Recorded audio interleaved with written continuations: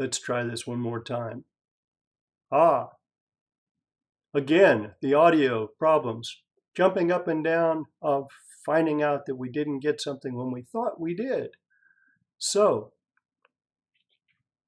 what you missed at evening prayer last night was a reading from the homilies of St. Augustine of Hippo on St. John's Gospel.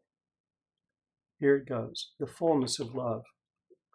Dearly beloved, that fullness of love with which we must love one another, the Lord defined when he said, "Greater love has no man than this, that a man lay down his life for his friends." There follows from this what the same evangelist John says in his epistle.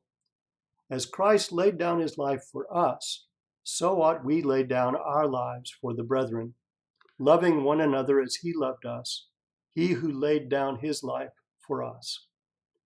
Doubtless, this is what one reads in the Proverbs of Solomon. If you sit down to eat at a ruler's table, observe carefully what is before you, and know that you must prepare a similar meal. For what is the ruler's table, if not where this is taken, the body and blood of him who laid down his life for us? And what is to sit at it, if not to approach humbly? What is to observe carefully what is before you, if not to ponder worthily so great a favor? What does it mean, know that you must prepare a similar meal, if not what I have said already, that as Christ laid down his life for us, so we too ought to lay down our lives for our brethren? In the words of the Apostle Peter, Christ suffered for us, leaving us an example that we should follow in his steps, that is, to prepare a similar meal. This the blessed martyrs did with burning love. If our celebration of their memory is not an empty one, and if we approach the Lord's table in the banquet in which they too ate and had their fill, then as they prepared such a meal, so should we also.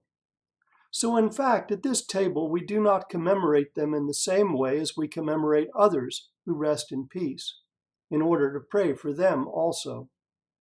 We commemorate them rather so that they may pray for us, that we may follow closely in their footsteps, for they have reached the fullness of that love than which the Lord said there could be none greater. What they showed to their brothers was such as they equally received from the Lord's table.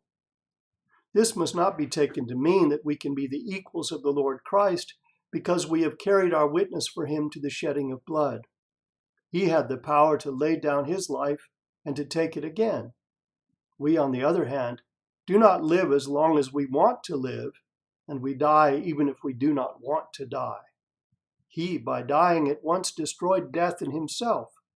We are freed from death in his death. His flesh did not see corruption, while ours, after corruption, will put on incorruption through him at the end of time.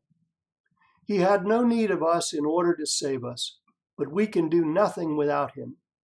He gave himself as the vine to us, the branches, and we cannot have life apart from him. Finally, even if brothers die for brothers, still no martyr's blood is shed for the forgiveness of the brother's sins. This is what Christ did for us.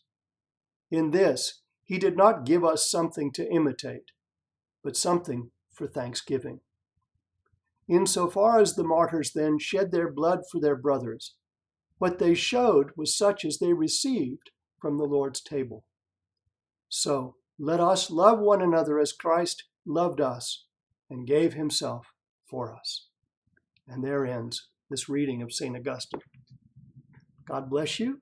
Hope I'll see you tonight at Tenebrae at 7:30. Have a wonderful day.